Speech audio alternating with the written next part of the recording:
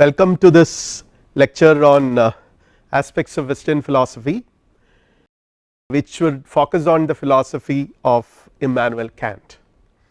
This is module 22nd and lecture 22nd of this course, aspects of Western philosophy.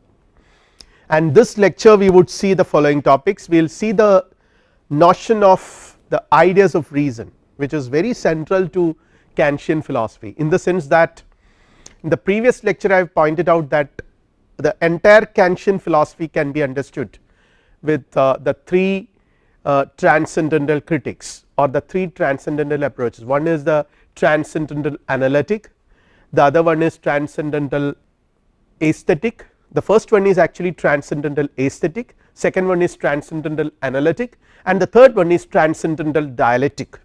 In one sense, transcendental dialectic, we have already discussed the other two, transcendental aesthetic and the transcendental analytic in the previous lectures. This lecture would rather focus on transcendental dialectic, which would in one sense try to see how these different critical approaches can be brought into one single framework, and some of the limitations of his philosophy can also be visible here, or rather some of the limitations of philosophical contemplation as such as Kant envisaged or Kant conceived them can be seen when we try to understand transcendental dialectic. So this is a figure which we have explained in the previous lecture, so I am not going to the details. So the sensibility part is dealt with transcendental aesthetic, understanding where we discuss the 12 categories of understanding are were discussed in transcendental analytic, and now we are going to see reason. So what Kant would assume is that the human mind or human thinking faculty can be divided into two aspects, understanding and reason, and reason of course he keeps at a slightly higher domain.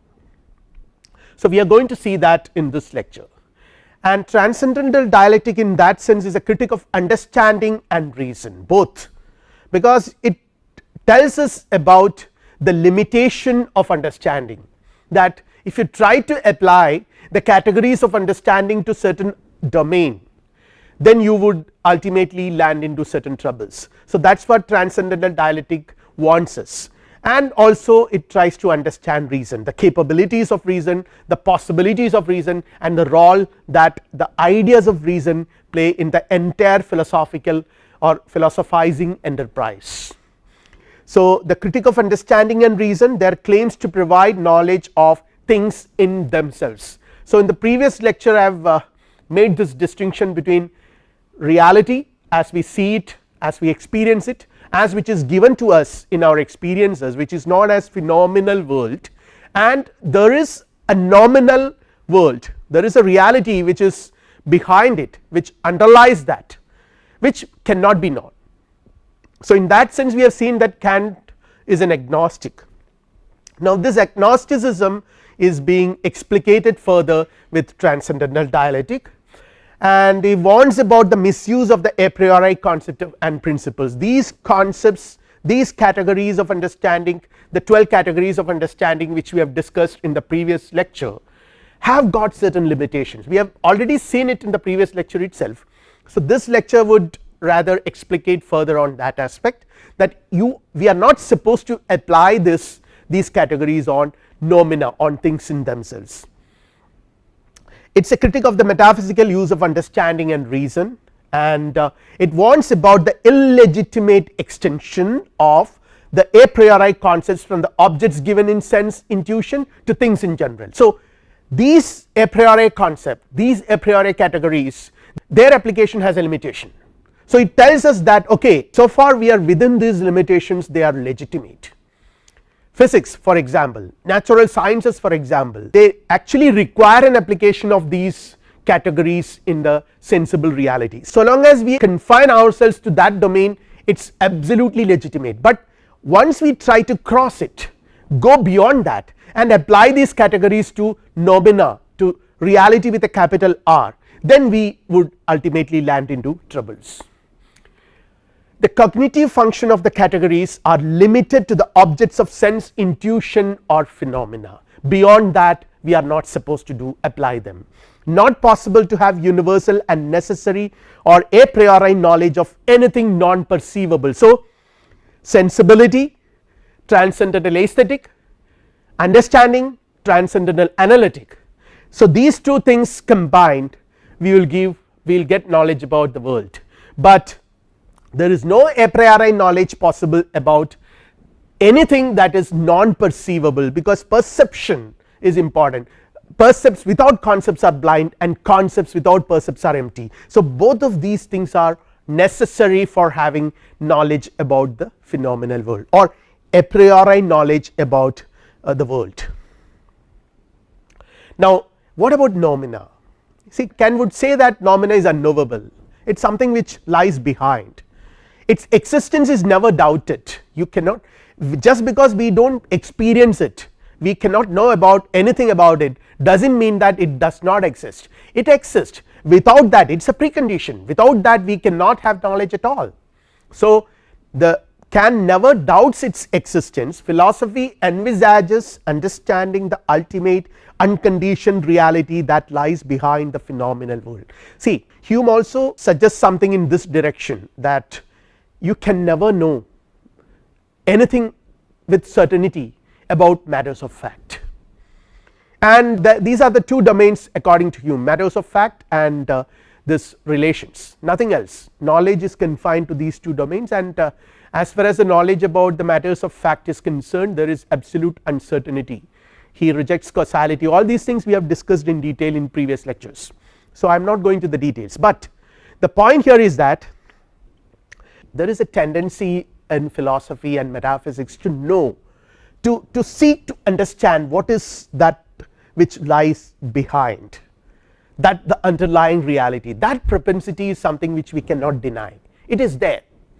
So to frame conceptions of God, freedom, immortality, all these concepts in one sense are not part of the phenomenal world, they are not part of this world, they are transcendental concepts, but at the same time there is a tendency, philosophy has this tendency to frame conceptions about these concepts, these entities, if at all we can call them, as immortal, an immortal soul, a free soul, God, a world, a cosmos which includes all these entities in this world. So the conception about them, apparently metaphysical conception about them, something which the mind cannot resist framing.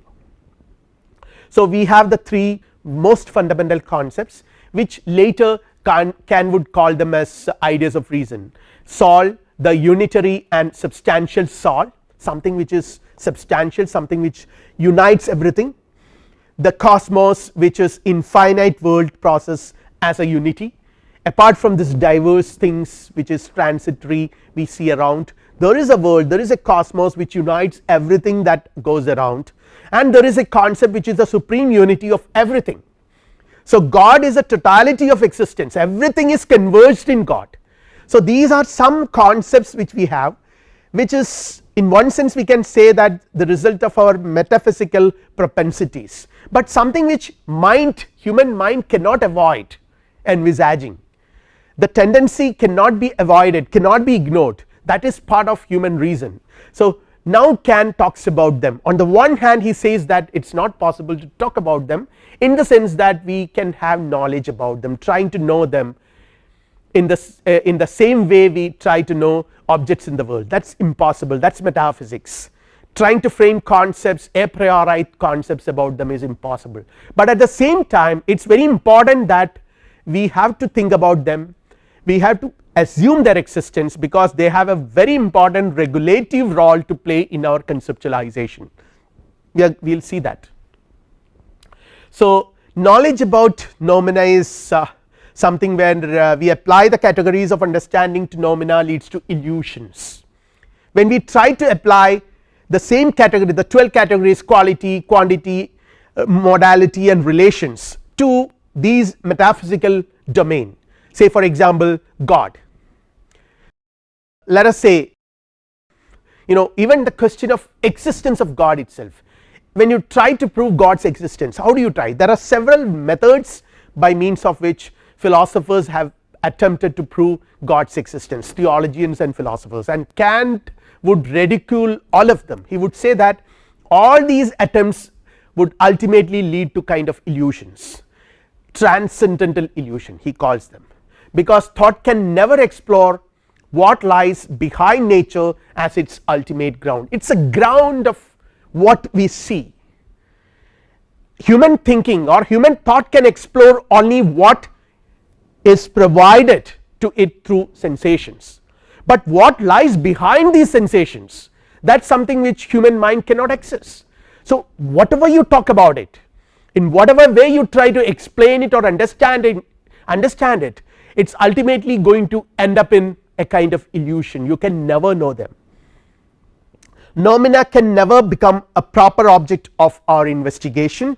So in that sense, impossibility of metaphysics. Metaphysics is impossible as a science, because in science what happens is that as science we try to gain knowledge about a reality which is in front of us, which is given to us in experience. So we have, in Kant's own language, a priori, synthetic a priori propositions are possible about the world.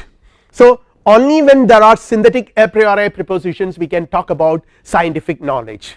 Now let us extend this possibility to a domain of reality, to the domain of ultimate reality, to the domain of noumena. There, you know, if you try to derive or if you try to gain the so called a priori, synthetic a priori knowledge, it leads to illusion. It is impossible because there is no percepts. Metaphysics attempts deducing a priori synthetic knowledge from the pure concepts of understanding. This is to venture the concepts alone without percepts, and concepts without intuitions are empty.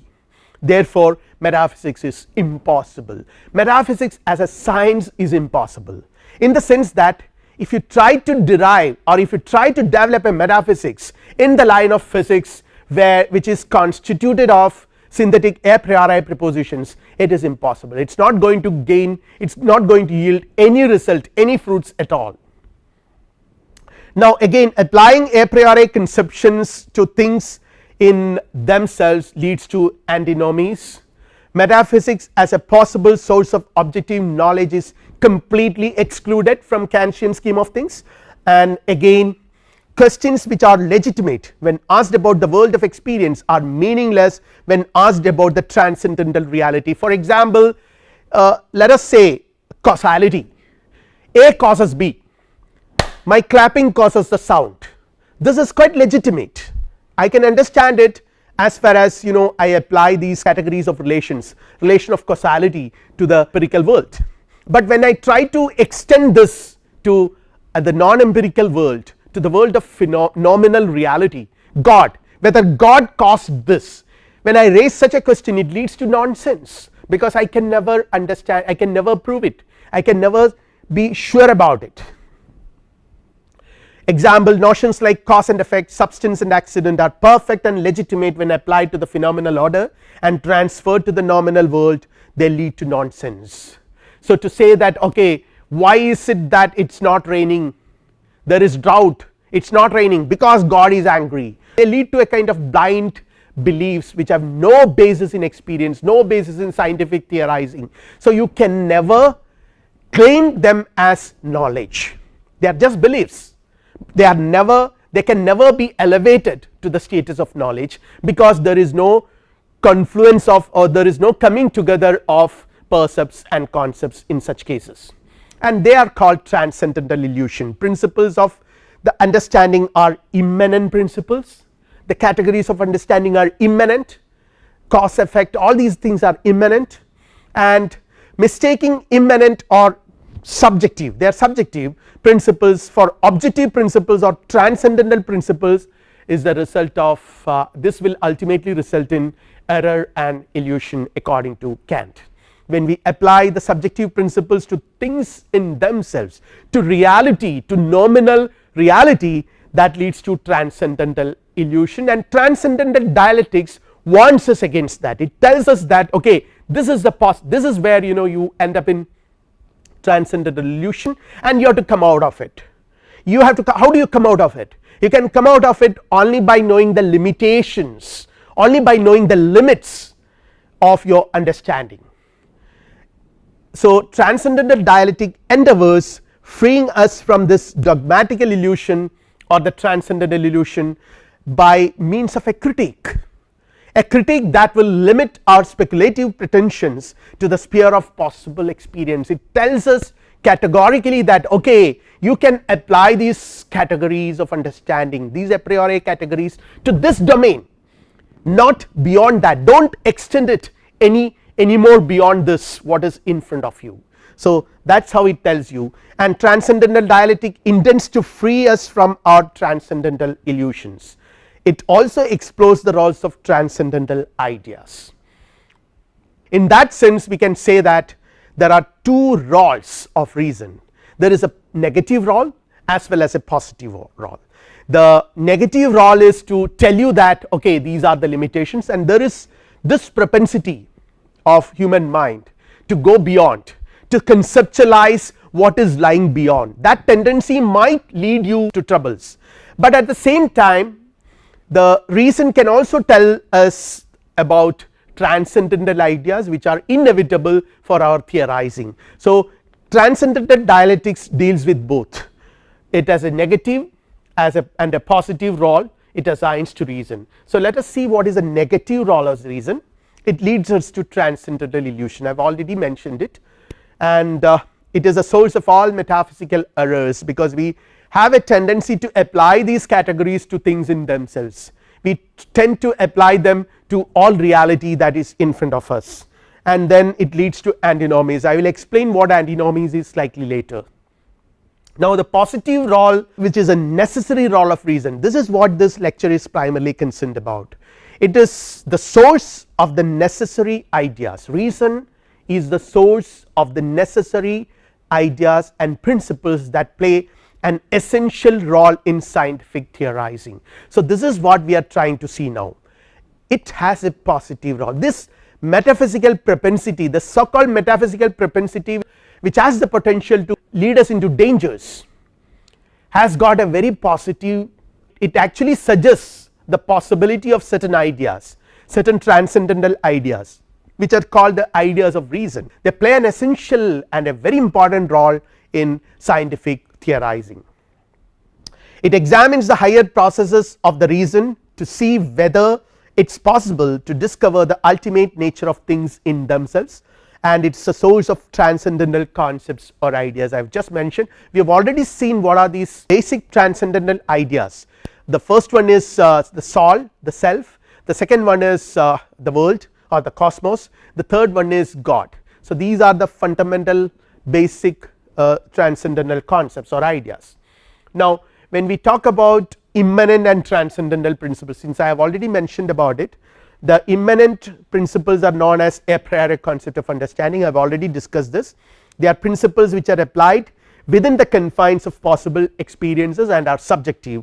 On the other hand, transcendental principles are known as ideas of reason, and the principles which transcend within the confines of possible experience, and they are objective. So we are going to focus on these objective transcendental ideas of reason. I have already mentioned in the beginning that there is a way in which Kant makes a distinction between reason and understanding.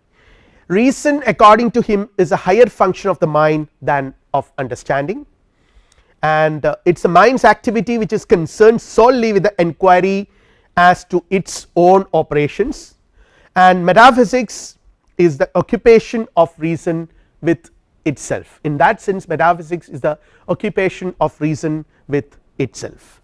On the other hand, understanding is, it deals with objects of knowledge in experience, referring particular percepts to general concepts, etc. This we have already seen, the 12 categories of understanding. So we are going to focus more on reason and what reason does, and in what sense metaphysics can be re-accommodated, not as a science but as a regulative ideal. So the transcendental dialectics in that sense has certain very positive functions. The pure reason as a faculty distinct from understanding, as we have already seen, to determine what are the transcendental ideas of pure reason. So what Kant would say is that reason would analyze itself and tries to understand what are the transcendental ideas of pure reason on the basis of which it operates.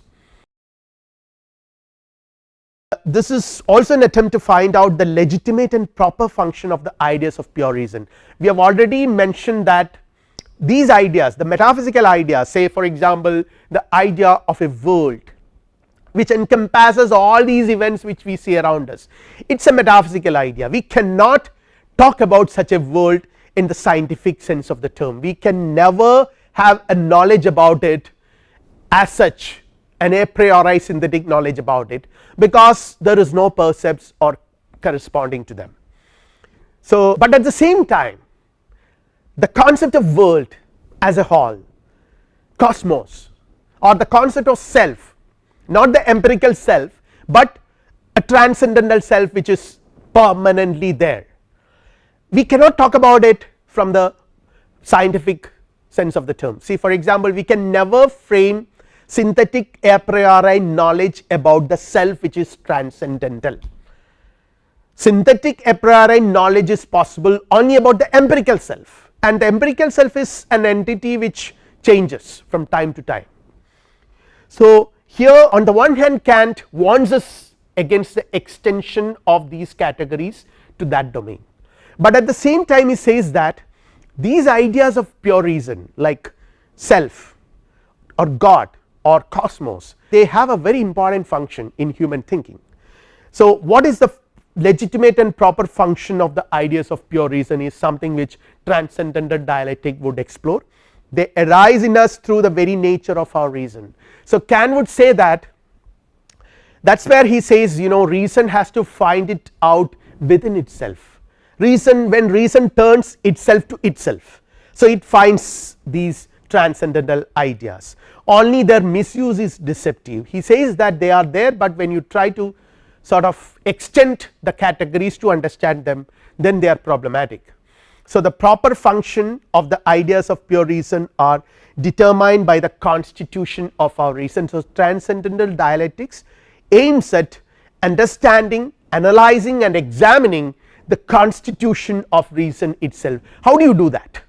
So the same method which Kant applied when he tried to understand the process of understanding, the constitution of understanding, what he did was he examined the logical judgments. So here also he does something very similar to that, he refers to the syllogistic process, but before that let us see more about the ideas of pure reason. They are inherent in the nature of reason, not innate but not derived empirically, they are there in reason. Transcendental ideas produced by pure reason, reason contains within itself the source of these ideas, so they are contained within reason. They are the foundations of reason's construction and account of the systematic unity of experience. Without this systematic unity of experience there is no knowledge possible, there is no understanding possible, there is no conceptualization possible. So for reason to conceptualize and derive ideas and concepts and knowledge, there should be a systematic unity of experience presupposed, and that is possible only with the function of reason which synthetically unite them. It is this synthetic function of reason that is reflected in the construction of these transcendental ideas. The ideas are self, cosmos and God, I have already explained it. So this figure would give you an idea about the ideas of reason. Self is as permanent substantial subject. Of course there is no synthetic a priori knowledge possible about it, because it is permanent substantial subject, and Hume had already demonstrated that it is impossible to have sensations or perceptions about such a permanent substance. We have only bundle of perceptions according to Hume, and that is acceptable for Kant as well to some extent, but at the same time he says that self as a permanent substantial subject should exist as an idea of pure reason, as a transcendental idea, and then the world, the cosmos, again Hume had denied it. For Hume it is nothing but impressions. There are a multitude of impressions one after the other, and it is the habit of the mind to frame relationships between one and the other. When I say A causes B, it is my problem, it is my mind which is superimposing this causation relationship on these two events of A and B, which appears successively one after another. It is my habit of the mind. But Kant would say that there exists such a world as the totality of causally related phenomena, a totality, the world as a totality, a cosmos, that is another transcendental idea. So these two are the transcendental ideas, and when he comes to the third one, God as the unity of the conditions of objects of thought in general, it is a unity. So it is a transcendental ideal, that is the only transcendental ideal. The other two are transcendental ideas, but God in one sense unites, even these two, world and self are united in God.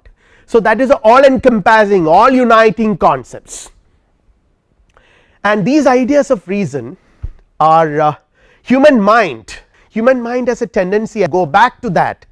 It continually sinks back to these ideas of reason to understand things, not merely arbitrary, but has some validity, the desire to grasp things as a whole. So this is something which is a very important human urge, the urge of reason to grasp things as a whole and project an ideal towards which knowledge is directed. So that is why you have this, each of these transcendental idea of pure reason is a uniting force, it unites, the subject unites, the concept of self unites all our experiences into one point, the I. The world unites everything, all the causally, otherwise causally interrelated, discrete, unrelated phenomena into one whole as world, and God unites everything, everything that exists is united in one single concept, the concept of God. So here the ideas of reason project an ideal towards which knowledge is directed. Now the question is, how do we justify them? The ideas of pure reason are not given through the ordinary channels of experience. This has been stated without any doubt in the very beginning itself, and they arise in us through the very nature of our reason. Kant has already pointed out that reason has this propensity, or the very structure of reason itself suggests that there is a tendency to seek for unity, have their function determined by the constitution of our reason, this uniting, this architectonic function, and reason tends completing the synthesis achieved by the understanding. Understanding has already achieved a kind of synthesis, but this synthesis is again incomplete. This has to be completed, and this can be completed only with more uniting concepts like self, cosmos and God, deduced from the forms of mediate inference. So here again, as I pointed out earlier, that Kant turns back to logic, where he examines the very structure of syllogistic reasoning, or the very nature of syllogistic reasoning. What happens in syllogistic reasoning, the process of reason as essentially syllogistic, and here what happens is that there are three forms of syllogistic procedure which is given in this diagram. So the first one is categorical, second one is hypothetical, the third one is disjunctive, and corresponding to this categorical you have the psychological idea of self, corresponding to the hypothetical you have the cosmological idea of the world, and corresponding to disjunctive syllogism you have the transcendental idea of God. So corresponding ideas of the pure reason is given here, the three forms of syllogistic procedure, the three types of possible mediate inferences which the mind makes, which reason employs in understanding the world or in its exercises, and this corresponding to the three types of possible mediate inferences, categorical, hypothetical and disjunctive. There are three categories of relation: substance, which is represented by the self or the soul, cause, which is represented by cosmos, and community or reciprocity, which is represented by God. And corresponding to the three types of inference, there are three kinds of unconditioned unity, self, cosmos and God postulated or assumed by the principles of pure reason. So, you have the entire thing represented in this figure, 3 forms of syllogistic procedure. The 3 types of possible mediate inferences are categorical, hypothetical and disjunctive, and 3 categories of relation that correspond to them: substance to categorical, cause to hypothetical, community to disjunctive, and again the 3 kinds of unconditioned unity: substance, self, cause, world, and community, God.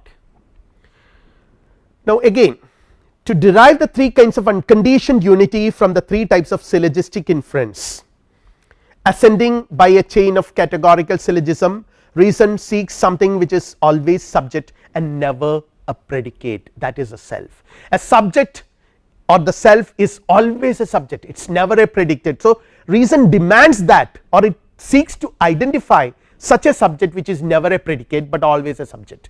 And again, ascending by a chain of hypothetical syllogism, if this then that, that is hypothetical syllogism.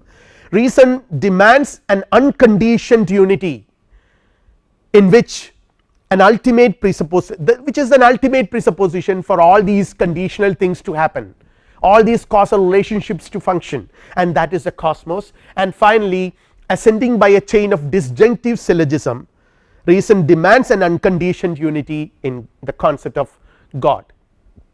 So, what exactly happens in syllogistic process?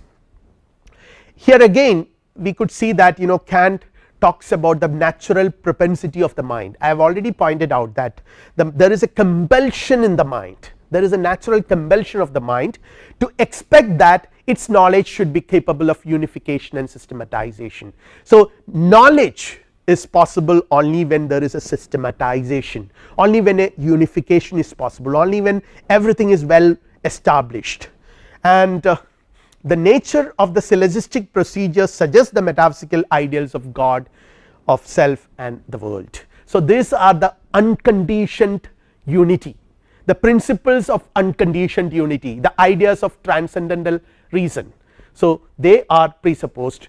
They are first particular cases to the universal which accounts for them, and human thought looks for some complete, central, all comprehensive idea. So, this notion of a complete, all central and all comprehensive idea actually is part of the natural compulsion of human mind to look for completion, to look for systematization, to look for unification. And interestingly, we can see that these 3 ideas of reason which we have already mentioned, which is actually nothing but the result of the human mind's propensity or tendency for unification and systematization, and which can be found out from the examination of the syllogistic process. They corresponding to these 3, you have 3 branches of speculative metaphysics. You have the thinking subject, which is the object matter of psychology, the world which is the object matter of cosmology, and God which is the object matter of theology. And Kant would say that as metaphysics, when you approach these 3 ideas metaphysically, when you try to see them with the expectation of deriving synthetic a priori knowledge about them, that would lead to kind of metaphysical transcendental illusions. They are not given in experience, none of them are given in experience. Since they are not given in experience, there are no corresponding percepts possible. Since no percepts possible, with concepts alone you are trying to understand them, which leads to illusion, because concepts without percepts are empty, they are not phenomena. So, now let us see ideas of reason and their misuse. Say for example, the self. The self, as far as we conceive the self as a transcendental idea of reason, what is it? It is the mind seeks a common ground for all phenomena that occurs in consciousness. It is a result of that propensity of the mind which seeks for a common ground for all the phenomena that occurs in consciousness. So, everything is referred to one point, one focal point, that point, the I. always a subject and never a predicate of some other subject. Everything is given to that, and for the possibility of experience all representation should be related to the unity of a perception. So everything is united, everything is converged to that subject, so that there is knowledge, systematic knowledge possible. That is the concept of self, the I thing that accompanies all experiences, and reason seeks to complete the synthesis of the inner life in the idea of a central self or the absolute subject of our experiences. So this is what reason does, it tries to complete the synthesis of the inner life in the idea of a central self, a permanent self, an absolute self which is immortal. And then reason passes beyond the empirical and the conditioned ego to the unconditioned substantial subject which is transcendental. So from empirical to transcendental, this is what reason does. Now critique in rational psychology, what happens is the psychology studies the empirical ego as the self, that is what psychologists do.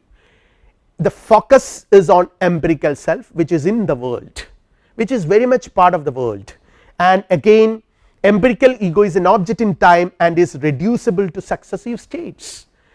The human subject is also an empirical subject, here it is an object in time and is reducible to successive states. And on the other hand, the transcendental ego, which is an idea of pure reason, is a necessary condition for experience, that is the unitary conception. The empirical ego as such never provides you any unity, because it can be reducible to successive states. What brings these different discrete states into one single unity? That is something which you cannot see, you cannot experience, that is something which needs to be presupposed, something which regulates our examinations, that is the transcendental ego. It is not given in experience, the transcendental ego can never, what is given in experience is these discrete unconnected successive states of consciousness, but empirical ego, that is the empirical ego, transcendental ego is never given in consciousness, hence cannot apply the categories of substance and unity to that. See, to conceive of a substantial self, to conceive of a permanent substance, self as a permanent substance, you have to conceive it as a unitary substance, but unity is a category. How can you apply the category of unity to something which is transcendental? This is where you end up in metaphysics, it does not belong to the world. So in one sense Kantian self or subject is the limit of the world, it is not the part of the world, hence cannot be studied scientifically. Again let us come to the second one, the cosmos, the underlying system of order and law that ground all objects of knowledge. Everything in this world, any knowledge about this world is possible with this conception, with this presupposition of a cosmos which provides an underlying unity of entities in this world. The idea of a comprehensive world system, the totality of causal sequences. So in our empirical experience we do not see this totality, we see only instances of such causal sequences, but a totality of the causal sequence is something which is never given to experience, but it is presupposed. Understanding synthesizes the manifold of sense intuition according to causal relation, and reason here again tries to complete it, tends to complete the synthesis by reaching an unconditioned unity conceived as the totality of causal sequences. So here reason postulates an unlimited ultimate presupposition of the totality of the causal sequences of phenomena, that is the cosmos, an ultimate presupposition of the totality of the causal sequences of phenomena, which is never empirically given in experience, but which is postulated by reason as a necessary precondition to even venture into knowledge about the phenomenal world. And now critiquing speculative cosmology, this is the result of our metaphysical propensity. this might lead to kind of metaphysical illusions or transcendental illusions. In speculative cosmology, the idea of the world as a totality of the causal sequence or phenomena is at the center, extending our knowledge of the world as a totality of phenomena through synthetic a priori propositions lead to antinomies. So, here comes the antinomies, the famous antinomies of Kant. When we apply forms of intuition and the categories of understanding to things that are not experienced, antinomies appear. Speculation concerning the nature of the world lead to antinomies. When you try to understand, when you try to speculate the nature of the world, it might ultimately lead to different kinds of antinomies, and according to Kant there are 4 types of antinomies. What is an antinomy? An antinomy constitutes of 2 contradictory propositions, mutually contradictory propositions, each of which can apparently be proved. So, that is the problem, you have 2 propositions, one would contradict the other, but you can prove both. Which one is right? That is the question. So, there are 4 antinomies where they arise when we change thoughts into things and hypothesize them. We built an imaginary science on these things, both their assertion and denial are the result of illusion, and there are Kant talks about mathematical and dynamical antinomies. I am not going to the details, I will directly go to the first antinomy. There is a thesis which says that the world has a beginning in time and is also limited as regards space. This is a thesis, it says that the world has a beginning in time and is also limited as regards space, and the antithesis is the world is infinite and has no beginning in time and is not limited to space. Apparently both these statements, one would contradict the other, but apparently both of them can be proved or can be disproved, you cannot disprove them. So, both of them apparently looks right. Now, let us go to the second antinomy. The thesis is everything in the world consists of simple parts, and the antithesis is there is nothing simple but everything is composite. Again one contradicts the other, but which one is right? That is the question. The third one, there are 2 kinds of causality, one according to the laws of nature and the other that of freedom. The antithesis says there is only causality according to the laws of nature, again you can neither prove them nor disprove them. The fourth one, there is an absolutely necessary being belonging to the world either as its part or as its cause. The antithesis is there is not an absolutely necessary being existing in the world, nor does it exist outside the world as its cause. So, which one is right? How do you prove them? How do you disprove them? Apparently both of the one contradicts the other, but you can't say that one is right the other one is not right. So, in this context, the conceptualization of cosmos, the metaphysical conceptualization of cosmos would ultimately lead to this irresolvable, you cannot resolve this problem, the antinomies, the problems created by antinomies. And now comes the third idea of pure reason, the idea of God. The transcendental idea of God is the transcendental ideal. I have mentioned that the other 2 ideas are transcendental ideas, they are called transcendental ideas, but the idea of God is conceived as a transcendental ideal by Kant. Reason seeks to unconditioned unity. So, in the other 2 you have the self unifies all those appearances in human consciousness, the world unifies, the concept of cosmos, the idea of cosmos or the idea of world unifies all those causally interconnected phenomena into one single unity. Now, the third concept, the idea of God, provides you the notion of a final unity, the final idea in which the thought can rest satisfied, the supreme condition of the possibility of all that is thinkable.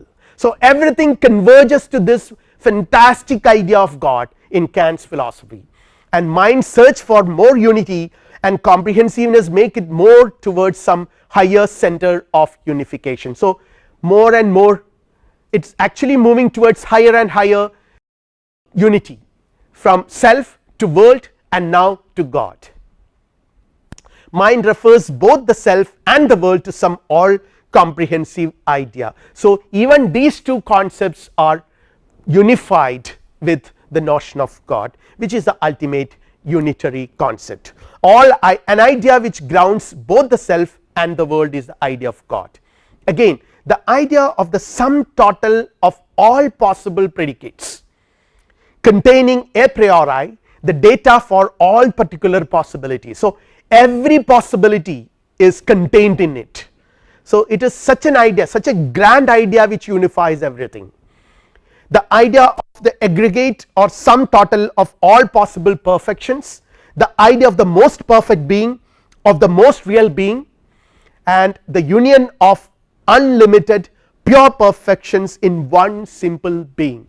So, this is again another propensity of the mind, its propensity to see things in a unitary fashion, synthesizing way.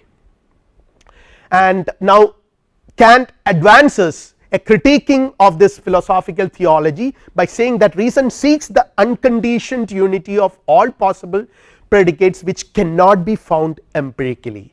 So, philosophers and theologians have been attempting to prove the existence of God by advancing several theoretical proofs, ontological proof, cosmological proof, and Kant ridicules all of them. Kant would say that the existence of God is not something which can be empirically proved. There cannot be a synthetic a priori proposition possible about God's existence. After all, existence is not a property, it is not a predicate for Kant. Reason has to pass beyond the conditioned and hypostatize an individual being who is perfect. So, that the concept of God is actually the result of this propensity of reason, this requirement, this necessity or this demand of reason to pass beyond the conditioned and hypostatize an individual being who is perfect. Its existence cannot be proved because it is not a subject matter which needs a proof, it is a presupposition in that way. No synthetic a priori proposition about God is possible. So, let us conclude our discussion on this topic. We have started with transcendental dialectic, which deals with reason. Reason as such views all cognitions as belonging to a unified and organized system. It is a unified and organized system. Architectonic nature of reason is highlighted, moving from the particular and contingent to the universal. So, there is higher and higher unities attained by reason. Reason seeks higher and higher levels of generality in order to explain the way things are, and the appendix to the transcendental dialectic suggests that it deals with the regulative use of reason. These ideas, these so called transcendental ideas, have no cognitive use. If you employ them for cognitive purposes, you will end up with metaphysics, which is meaningless and illusory. So, they have no cognitive use, they deal with regulative use of the ideas of pure reason, attempts to identify some proper immanent use for reason, to establish a necessary role for reason's principle of systematic unity. So, this is what transcendental dialectic aims at doing. I repeat, to establish a necessary role for reason's principle of systematic unity. It argues that the ideas of reason have an important theoretical function, each serves as an imaginary point toward which our investigations hypothetically converge, and they have a regulative function. The ideas of transcendental reason or the transcendental ideas of reason have a regulative function. Our metaphysical propensities are grounded in the nature of human reason, as pointed out earlier. Solve, the concept of solve serves to guide our empirical investigations in psychology. Everything is pointed to one converging point, and transcendental idea of the world or cosmos grounds investigations in physics. They all represent the systematic unity we aspire in our empirical studies, and God grounds the unification of these two branches of natural science, empirical psychology and physics, into one unified science. And the idea of God in that sense, I have pointed out, is it enables to conceive that every connection in the world happens according to principles of systematic unity. So, that is why it is established, and we can assume that all have arisen from one single all encompassing being, supreme and self cause. So this is a concept, and God also plays a very important role, which we will explore in the next lecture when we discuss Kant's contribution in ethics or his ethical theory. So we have discussed the notion of ideas of transcendental reason, and also the problems with speculative metaphysics, and how speculative metaphysics ultimately lead to transcendental illusions. We will conclude our lecture at this point. Thank you.